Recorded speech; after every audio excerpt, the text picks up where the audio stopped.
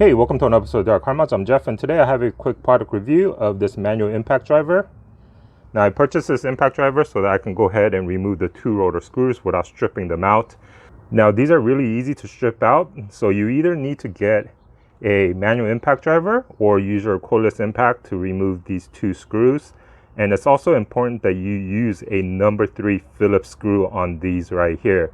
Don't use anything smaller or you will start to, as you can see right here, strip the screw out, and if it does, then you have to go ahead and drill it out, and it's going to be a very long process. And so when you do remove this screw, again, either use one of these with a number 3 screw bit or use a cordless impact gun. All right, the tool comes in a hard case like so, and in here it's going to be this tool. This is very heavy duty. It has a good weight to it.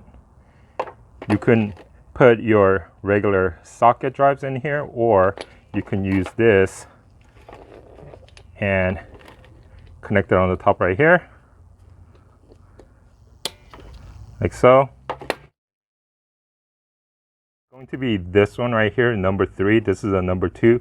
Again, use the number 3 into the slot. Don't use a number 2. If you use a number 2, this is what can happen. It can start getting deformed like this.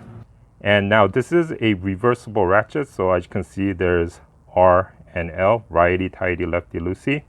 All right, so you're not setting the rotation with the tool facing up this way. The tool has to be facing down, and then you set the rotation. And so make sure you get that right, because a lot of people, what they do is they'll go ahead and set the rotation while the tool is facing up like this, and they're actually twisting it so that it's tightening the screw instead of loosening it. So make sure you set that right. And so here I'm going to go like this, and I need the tool. As you can see, look, it twists like this. It goes this way, and I need the tool to loosen. And so I'm holding here and I'm twisting it counterclockwise like this. So this is the correct way, because this is to loosen. Okay, and so what you do is you put this against the screw like so, push it firmly inward, okay, and then you get a hammer and you bang the back of this tool. And what's going to happen is each time it puts an impact, it's going to turn this counterclockwise to loosen that screw. All right, so put it inside, and then as you can see, it turned.